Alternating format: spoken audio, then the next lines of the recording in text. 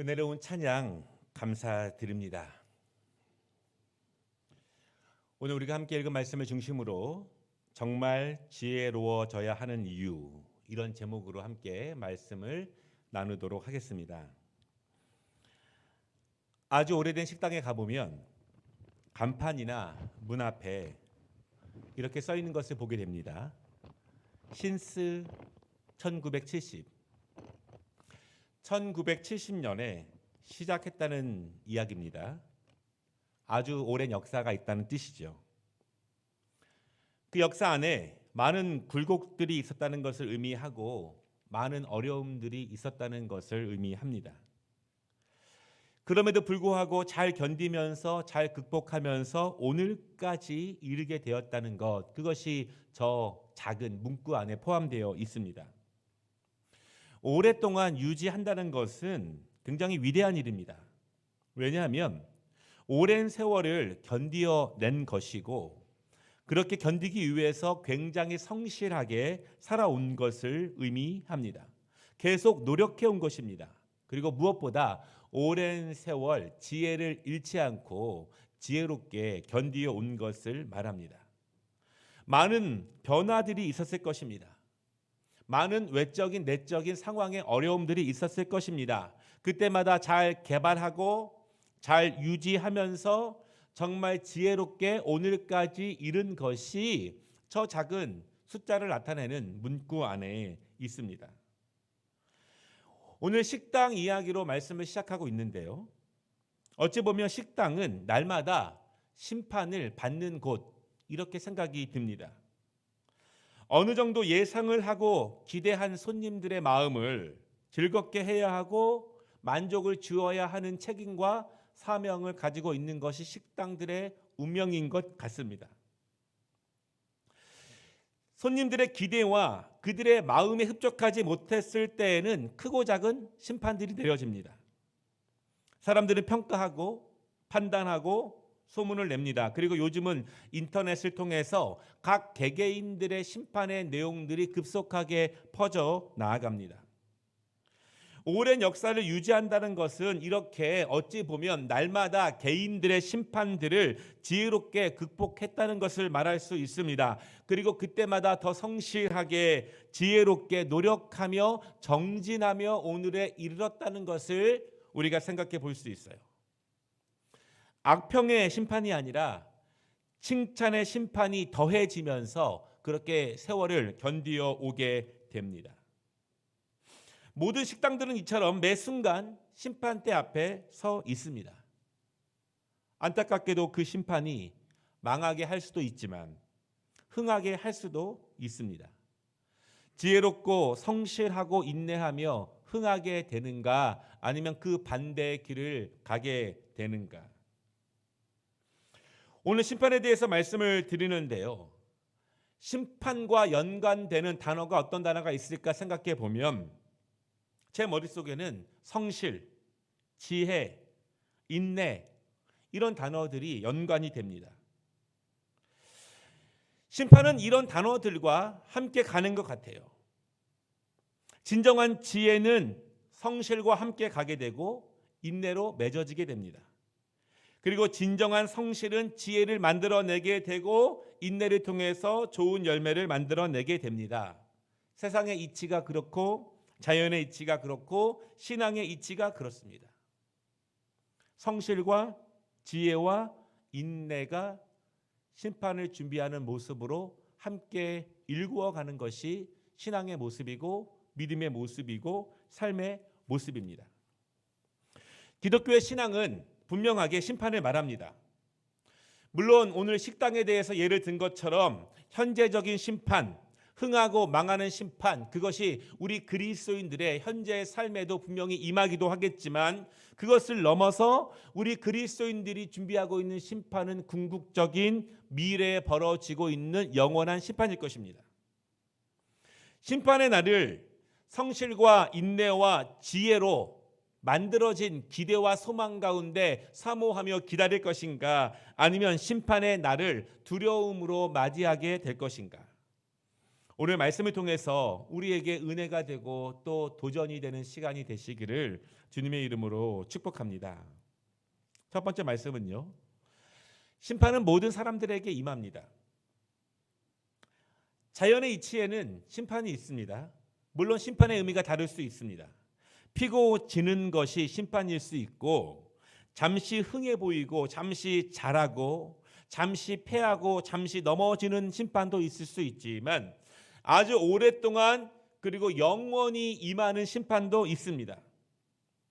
심판의 날, 이런 단어를 생각해 보면 사실 대부분의 사람들이 두려운 마음을 갖는 것이 사실입니다. 그러나 꼭 그럴 필요가 없습니다. 오늘 말씀을 자세히 보면 게으르고 열심히 일하지 않은 사람에게는 심판이 두려울 것이지만, 성실하고 정직하며 인내 사람들에게는 심판을 고대하고 기대하는 은혜가 임하기 때문에 그렇습니다. 성경은 심판에 대해서 계속 이야기합니다. 창세기부터 계속. 그리고 그 심판의 이야기들은 실제로 임했습니다. 현재적인 말씀이 임하기도 하지만 미래적인 말씀도 임할 것입니다. 심판이 중요한 이유는, 심판이 기독교 신앙에서 핵심적인 이유 가운데 하나는, 심판은 구분을 의미하고 심판은 나누어짐을 의미하기 때문입니다. 지금은 섞여 있고, 지금은 함께 있고, 지금은 같아 보이지만 구분될 때가 있고 나눠질 때가 있다. 이것이 성경에서 가르치고 있는 심판의 모습이에요. 성경에서 많은 현재적인 미래적인 심판에 대한 말씀 가운데 마태복음 25장에 있는 10처녀의 이야기를 잠시 예로 들어보겠습니다. 10명 모두 등을 가지고 있습니다. 그리고 아직 낮이기 때문에 밤까지의 시간은 충분해 보입니다. 그러나 밤은 생각보다 빨리 찾아옵니다. 여러분, 지금 낮이지만 금방 밤이 온다는 것은 누구나 알고 있는 진리예요. 모르는 사람이 없습니다. 그러나 정작 밤이 되면 구분되고 나누어집니다. 등과 기름을 준비한 5명의 처녀는 신랑을 맞이하게 되지만, 등만 가지고 있는 5명의 처녀는 신랑을 맞이하지 못합니다. 기다리는 것은 마찬가지지만, 준비한 것은 마찬가지지만 분명히 나누어지는 때가 있습니다. 오늘 성경에서요, 기름을 준비한 5명의 처녀들에 대해서는 슬기롭다 그렇게 말하지만, 기름을 준비하지 못한 사람에게는 미련하다 그렇게 말합니다. 기름을 준비하고 있는 처녀들에게는 신랑이 오는 것이 기대예요. 사모함입니다. 그때를 고대합니다. 그러나 준비하지 않은 사람에게는 두려움이에요. 두려움의 연속입니다. 밤이 온다는 것을 알고 신랑이 온다는 것은 알지만 내가 지금 준비하지 못하고 있는 두려움이 계속됩니다. 기름을 준비하는 것은 그냥 되는 것이 아닙니다. 성실해야 하고 정직해야 하고 인내해야 합니다. 그래야 기름을 준비할 수 있습니다. 왜 그것이 지혜로우냐면, 밤이 온다는 것은 분명하기 때문에 분명한 것을 깨닫고 성실하게 준비하는 것이 지혜로움입니다. 성경은요, 현재적인 심판과 미래의 심판에 대해서 계속 이야기합니다. 그러나 성경이 말하고 있는 가르침은 분명합니다. 믿음의 사람들에게 예수님이 다시 오시는 그 재림의 날은 사모하는 날이고 소망의 날이고 축복의 날이 될 것이라는 믿음입니다. 그러나 다른 사람에게는 그 정반대가 될 것이에요. 오늘 우리가 함께 읽은 말씀에도 심판이 나옵니다. 그런데 오늘 본문에 있는 심판은 현재적인 심판입니다. 그러나 현재에서 멈추는 심판이 아니라 현재 심판을 통해서 미래의 심판을 지혜롭게 준비하라. 그것이 예수님께서 오늘 본문에 있는 이스라엘 사람들에게 주시는 말씀이고 또한 우리에게 주시는 말씀입니다. 오늘 함께 읽은 말씀 25절부터 보면은 심판의 날이 임합니다. 오늘 우리가 4절의 말씀을 읽었는데요. 그 중에서 3절이나 심판과 관계된 말씀이에요. 오늘 본문의 심판은 현재적입니다. 그러나 미래적입니다. 현재의 심판을 통해서 미래를 준비하는 지혜를 우리에게 말씀하고 있는 말씀이에요. 오늘 본문의 심판이 어떤 것입니까? 비가 많이 내리고 폭풍우가 일어나고 거센 비바람이 불어오는 심판의 때입니다. 중요한 것은 이 심판은 개인적으로 임하는 심판이 아니라 모두에게 임하는 심판입니다. 예외 없이 모두에게 똑같이 한 시간에 주어지는 심판이에요. 오늘 예수님께서 이 이야기를 하고 계시는데요. 이 이야기는 듣고 있는 이스라엘 사람들에게는 너무나 익숙한 이야기입니다. 왜냐하면 그들이 자주 경험하는 일이기 때문에 그래요. 이스라엘은 비가 잘 안 내리는 지역입니다. 그런데 1년 12개월 가운데에서 약 한 달 반 정도 10월 달에서 11월 사이에 큰 우기가 있습니다. 이때는 갑자기 비가 많이 내려와서 홍수가 나는 때들이 갑자기 일어나게 됩니다. 영어로는 와디 이렇게 말하는데요. 건조한 협곡들이에요. 계곡입니다. 물이 없습니다. 1년 중 대부분 말라 있는데 우기 때 갑자기 비가 내리게 되면 그 물이 그 협곡 안에 차고 넘치게 됩니다. 그리고 그때 지중해에서 불어치는 강풍을 만나게 되면서 갑자기 큰 폭풍우가 일어나게 됩니다. 그러면서 와디가 넘치게 되며 홍수가 나고 많은 집들이 잠기는 피해를 경험하게 됩니다. 이것이 이스라엘의 날씨적인 풍토입니다. 예수님께서는요, 이스라엘 사람들이 잘 알고 있는 상황을 통해서 미래의 심판이 이렇게 임할 것이라고 말씀을 하시는 거예요. 그래서 이 이스라엘 사람들, 오늘 예수님의 말씀을 듣고 있는 이들은 자신들도 잘 알고 있는 내용이기 때문에 미래에 이런 심판이 오는구나, 그렇게 심판에 대한 말씀을 받는 것입니다.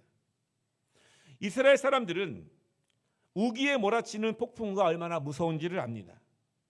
그래서 우기가 오기 전에 준비를 잘 하지 못하면 어떤 일을 경험하게 될지도 잘 압니다. 그래서 매년 이러한 시기가 지나고 나면 잘 준비해야지, 내년에는 이러한 피해를 당하지 말아야지, 그런 생각을 갖게 됩니다. 그러나 건기가 시작되고 비가 10개월 이상 오지 않게 되면은 그런 생각을 잊어버리게 돼요. 그리고 이런 마음을 갖습니다. 올해는 혹시 우기가 안 올지도 몰라. 올해는 혹시 폭풍우가 약하게 올지도 몰라. 이렇게 생각하게 되면 준비를 소홀히 하게 돼요. 지혜롭지 못한 시간을 보내게 됩니다. 그렇게 생각하면 여지없이 우기가 오고 폭풍우가 몰아칠 때 또 피해를 당하고 또 어려움을 당하게 됩니다.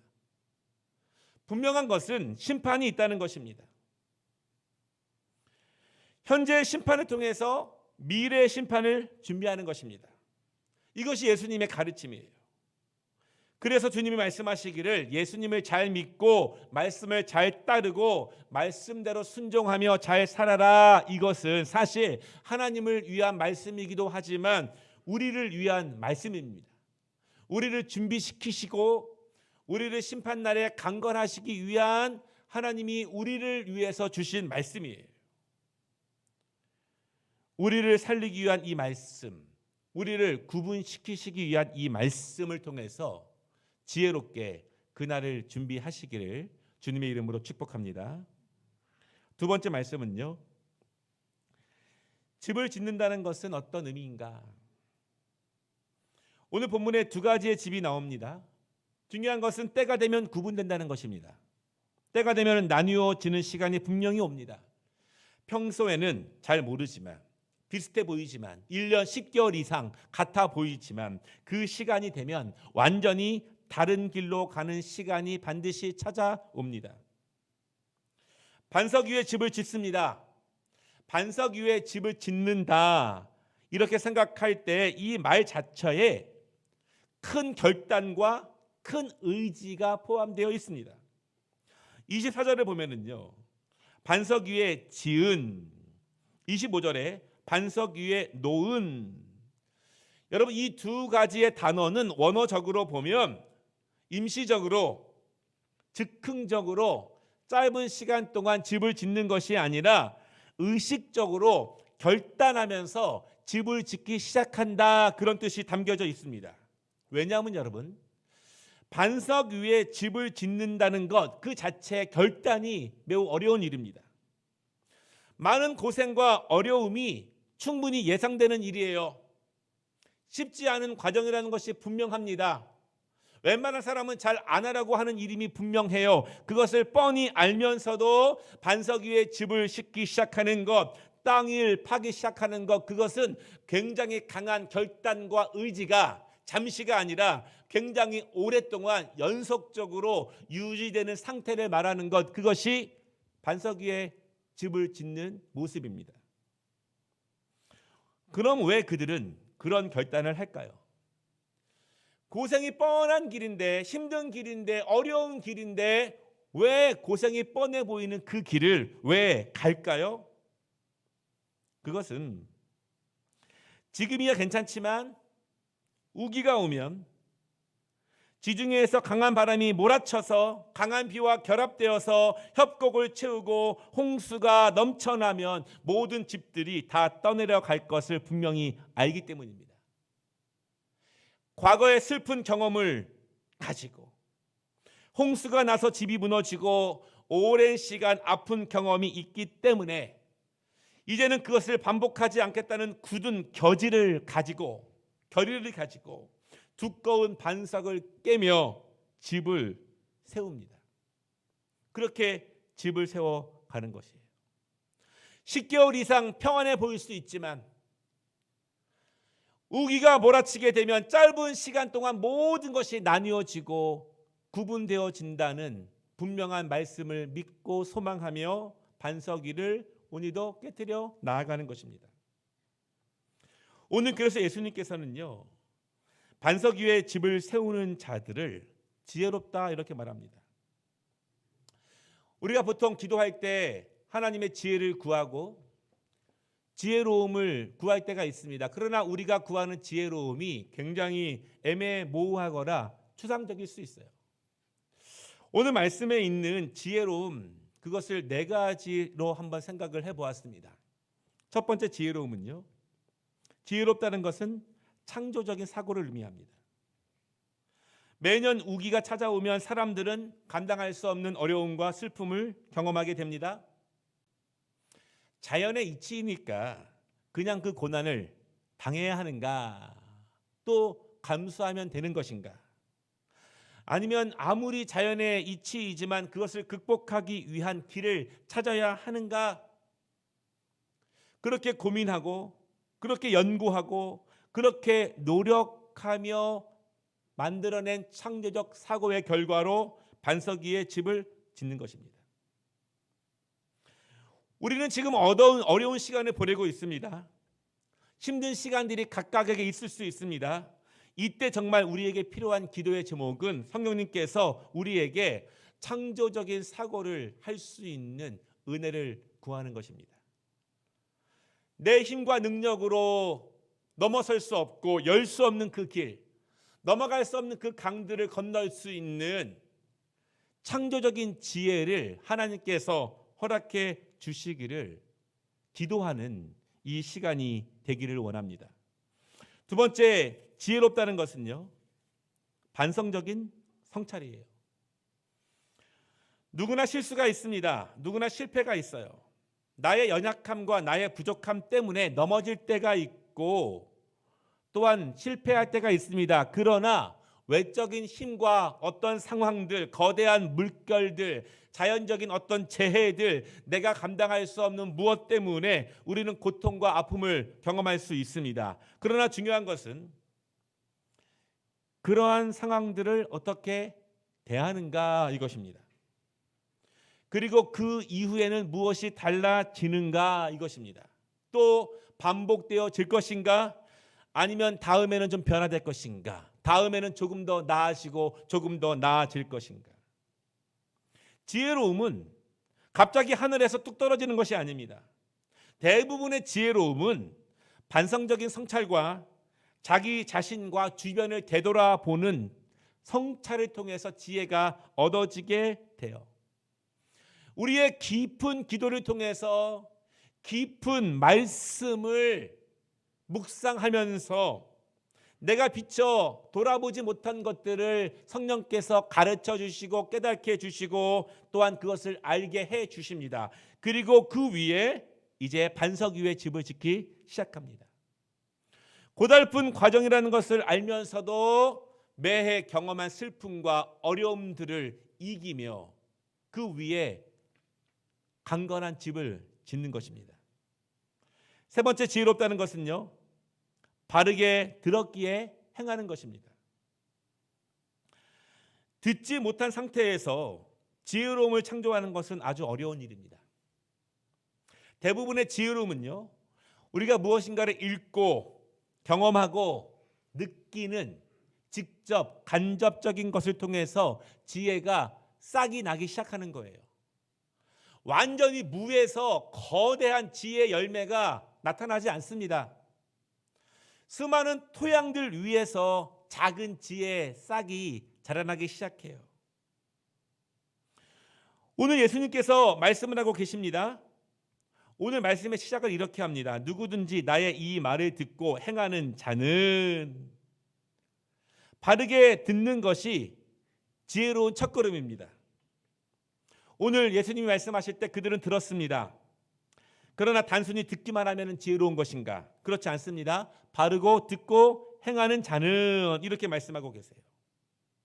오늘 그들이 무엇을 들었습니까? 예수님의 가르침을 들었습니다. 오늘 예수님께서 마태복음 5장부터 7장까지의 산상수훈을 말씀하시고 그 결론적인 부분에 오늘 우리가 읽은 말씀이 있는 거예요.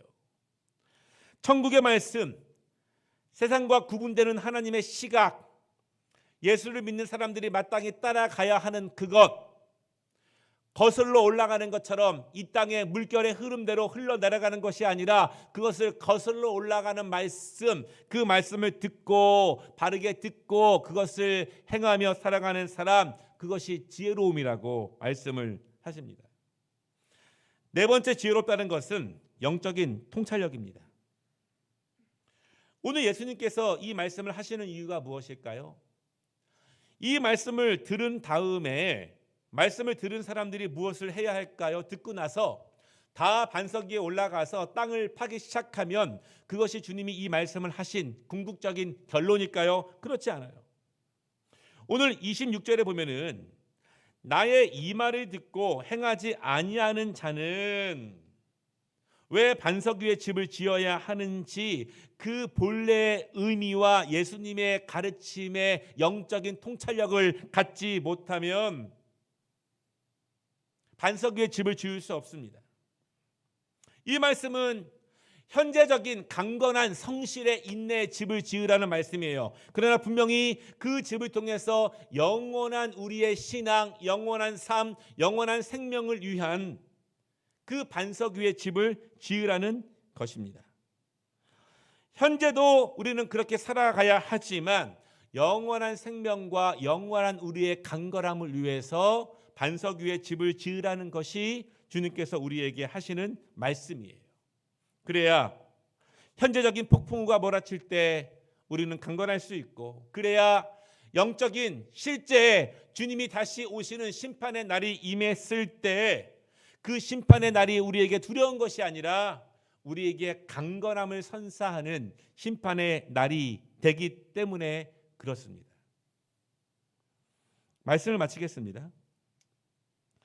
오늘 예수님께서는 두 가지 집에 대해서 말씀을 주고 계십니다. 하나는 지혜로운 사람이 짓는 집이고, 하나는 예수님의 말씀을 듣고도 행하지 않는 사람이 짓는 집이에요. 오늘 말씀의 중요한 두 가지의 비교는 지혜로운 사람과 듣고도 행하지 않는 사람에 대한 비유입니다. 듣는 것이 중요한 것이 아니라 듣고 행하지 않는 것이 지혜롭지 않은 것입니다. 오늘 말씀의 가장 중요한 것은요, 집, 이것이 오늘의 핵심은 아닙니다. 어디에 집을 짓는가, 장소, 그것도 핵심은 아닙니다. 오늘 말씀의 핵심은 집을 짓고 있는 그 사람, 그것이 핵심이에요. 지혜로운 그 사람, 영적인 통찰력을 가지고 있는 그 사람, 들은 그 사람, 듣고 행하고 있는 그 사람, 들었기 때문에 믿음을 가지고 소망 가운데 성실하게 인내 가운데 반석 위에 지금도 땅을 파고 있는 그 사람, 그것이 오늘 말씀의 핵심이에요. 왜냐하면 어떤 사람이 집을 짓는가에 따라서 그 집의 영원성이 달라지게 됩니다. 매년 찾아오는 우기에 금방 무너지는 집을 짓는 사람, 강력한 폭풍 후에도 끄떡없이 집을 건축해내는 사람, 지혜를 얻었기에 의지를 가지고 결단하며 수고를 아끼지 않는 그 사람, 인내하며 반석 위에 집을 짓는 노력을 아끼지 않는 그 사람, 반대로 걱정이 있지만 염려가 있지만 의지와 결단이 약하고 길지 않아서 그저 쉽게 지을 수 있는 모래 위에 집을 짓고 있는 그 사람. 하나님의 나라는 사람이 가는 것이지 집이 가는 것은 아닙니다. 심판이라고 하는 단어는 누구에게나 두려움을 줍니다. 그러나 비가 오고 폭풍우가 몰아치면 그때서야 반석 위에 집을 지은 사람의 진가가 드러납니다. 그때 그 사람의 수고가 인정받는 시간입니다. 심판이야말로 그 사람의 지혜로움이 증명되는 시간이 됩니다. 어떤 사람에게는 망하는 시간이 심판의 시간이겠지만 어떤 사람은 인정받고 칭찬받고 존귀 여김 받는 시간이 심판의 시간이 될 것입니다.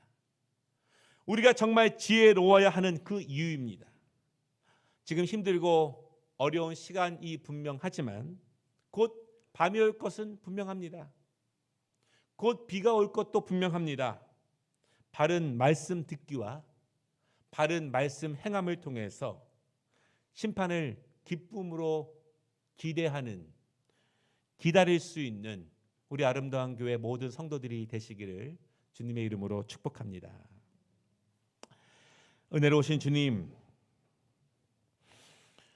오늘도 힘든 어려움의 시간들을 인내하며 정직하며 성실하게 지혜로움으로 반석을 파고 있는 사랑하는 주의 종들을 축복하시고 위로하시고 힘 주시옵소서. 성령께서 우리를 가르치시사 지혜로움을 잃지 않도록 도와주시고 현재에 매여서 미래를 놓지 않도록 성령께서 우리와 동행하여 주시고 깨달음과 말씀으로 가르쳐 주시고 그 걸음걸음마다 성령께서 동행하여 주시옵소서. 오늘도 지혜로운 자들이 되게 하시고 바른 통찰력을 가지고 이 시대를 분별하며 살아갈 수 있도록 도와주시며 곧 다가올 그때를 지혜로움으로 준비해 나아가는 사랑하는 주의 종들이 되게 하여 주시옵소서. 예수님의 이름으로 기도드리옵나이다. 아멘.